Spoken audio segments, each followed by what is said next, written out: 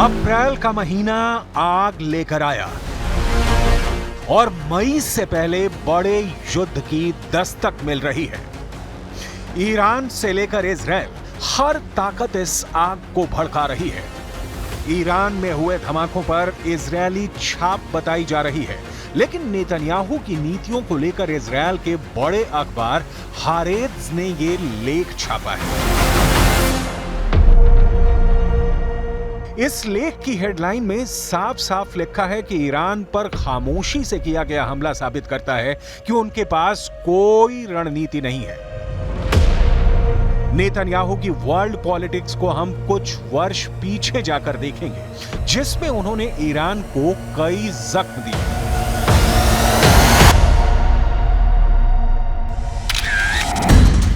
Flashback में हमें यह तस्वीर मिली, ये 2012 की है।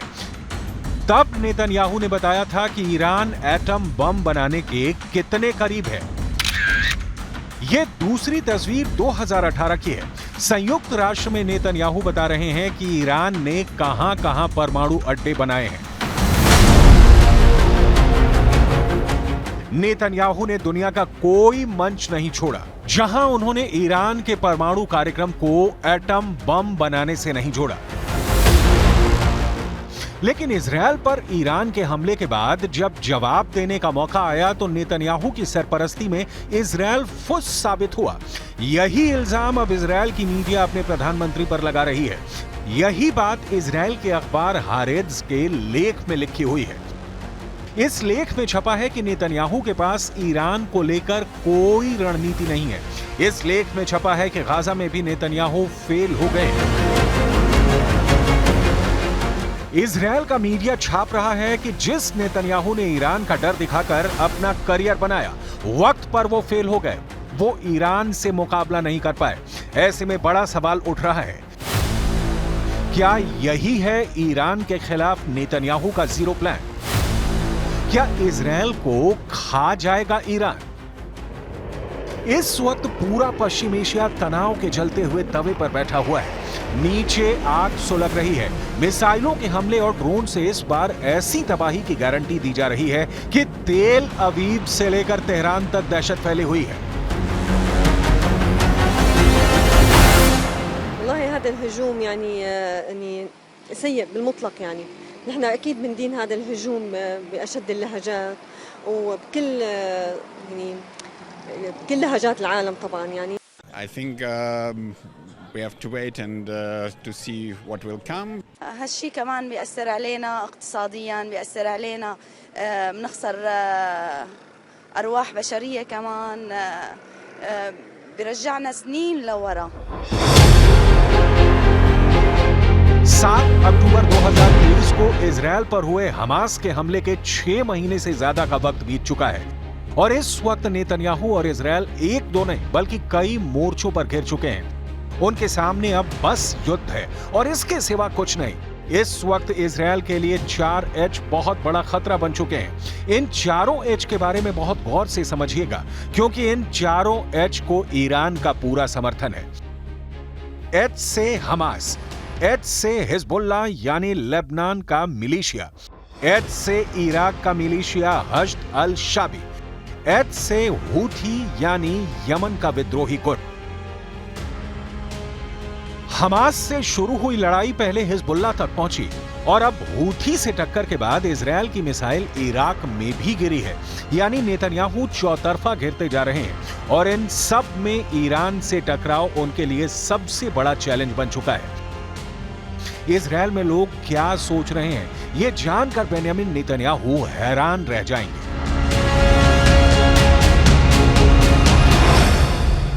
We are very worried about the situation.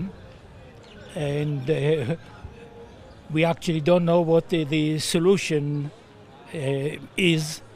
I hope it's going to be peace. I mean, nobody's going away from this area. We are all going to be here together. And I hope we'll find some kind of solution to the conflict. I hope it doesn't escalate to proportions that are, very devastating and maybe worldly problems. but I do think that it has been a long time coming, this conflict. पूरी दुनिया Iran और Israel की direct टक्कर देख रही है। Israel के शहर टारगेट पर हैं। गाजा में बमबारी के खिलाफ हिजबुल्लाह और हुथी दोनों ने अपने हथियार गोदाम बंद नहीं किया है। कुल मिलाकर ईरान से दूर ही नेतन्याहू के लिए एक वॉर ट्रायंगल तैयार हो चुका है। नेतन्याहू के वॉर ट्रायंगल में सबसे बड़ा कोना गाजा में हमास का पूरी तरह खात्मा है। नेतन्याहू के वॉर ट्रायंगल में दूसरा बड़ा कोना लेबनान में हिजबुल्लाह का अंत है, जबकि नेतन्याहू के वॉर ट्रायंगल का तीसरा सबसे बड़ा कोना है सीरिया, जहां से इराक का मिलिशिया हश्द अल शाबी इजरायल के बॉर्डर तक पहुंच सकता है। ये तीनों जगह इजरायल के बॉर्डर से लगी हुई हैं और इजरायल इन्हें अपने खिलाफ सबसे बड़ा खतरा मानता है। लेकिन इस वॉर ट्रायंगल से निपटने के चक्कर में इजरायल ने बड़ी मुसीबत मोल ले ली, जब 1 अप्रैल को उसकी वायुसेना ने सीरिया की राजधानी दमिश्क में ईरान के वाणिज्य दूतावास पर बमबारी कर दी। इसके बाद ठीक 13 दिन बाद ईरान ने इजरायल पर ऐसा हमला किया जिसे दुनिया का सबसे बड़ा ड्रोन अटैक कहा गया। अमेरिका से लेकर फ्रांस और ब्रिटेन से लेकर जॉर्डन तक सबने इजरायल को बचाने के लिए अपनी पूरी ताकत झोंक दी। ईरान के हमले में इजरायल का नुकसान नहीं हुआ, लेकिन यह बात पुख्ता हो गई कि अगर ईरान चाहेगा तो अगली बार 3000 मिसाइल से वार करके इजरायल को बंकर में जाने के लिए मजबूर कर देगा। इस वक्त ईरान और इजरायल 2 कैंपों में बटे हुए हैं। इसे महाशक्तियों की टक्कर कहा जा रहा है। एक तरफ अमेरिका है तो दूसरी तरफ रूस है, और यही दुनिया का सबसे बड़ा खौफ भी है। И мы вот хотим подготовить конференцию, Ирану приписывать, хотят в том числе и атаку с использованием ядерного оружия, которого у него нет. Это подтверждает МАГАТЭ. Иран самая проверяемая страна из участников договора о нераспространении ядерного оружия. इजरायल के साथ बड़ी मुश्किल यह है कि जब व्लादिमीर पुतिन पूरी तरह से ईरान के साथ खड़े हुए नजर आ रहे हैं, तब बाइडेन ने इजरायल से कह दिया है कि वो इजरायल की मदद बिल्कुल नहीं करेंगे। यानी ईरान पर अटैक को लेकर बाइडेन पहले ही हाथ खड़े कर चुके हैं। और अब इजरायल के हमले को लेकर जो बातें दुनिया में चल रही हैं, उससे भी व्हाइट हाउस की तरफ से बड़ा धक्का लगा है। We have been very, very clear from here, from the beginning, that we do not want to see this conflict escalate. We continue to consult with our allies and partners, including in the region, obviously, and to reduce further risk of escalation. इस वक्त दुनिया के 3 शहरों पर सबकी नजर है। Washington DC में व्हाइट हाउस ने इजरायल के हमले से किनारा कर लिया है। इजरायल की राजधानी तेल अवीव में खामोशी है, सन्नाटा छाया हुआ है। किसी को जैसे पता ही नहीं चला कि इजरायल ने ईरान को जवाब भी दिया है कि नहीं। ईरान की राजधानी तेहरान में अब भी जश्न मनाया जा रहा है। 13 अप्रैल की रात को इजरायल पर हुए हमले से इजरायल को बड़ा झटका देने का लगातार दावा किया जा रहा है। ईरान ने इजरायल के नेवातिम एयरबेस को अपना सबसे बड़ा टारगेट बनाया। ईरान का दावा है कि उसकी 15 बड़ी मिसाइल नेवातिम एयरबेस पर गिरी हैं। ईरान का दावा है कि इजरायल को इस अड्डे पर भारी नुकसान हुआ है। वहीं इजरायल का दावा है कि ईरान की तरफ से दागे गए बहुत कम ड्रोन और मिसाइल उसके एयरबेस में दाखिल हुए। यानी ईरान की तरफ से जो हमला हुआ उसमें कई मिसाइलें इजरायल के एयर डिफेंस को चकमा देकर अपने टारगेट पर गिरी। इसकी तस्वीरें भी हैं, जो बड़ा सबूत है। हालांकि नुकसान कितना हुआ इस पर बहस जारी है।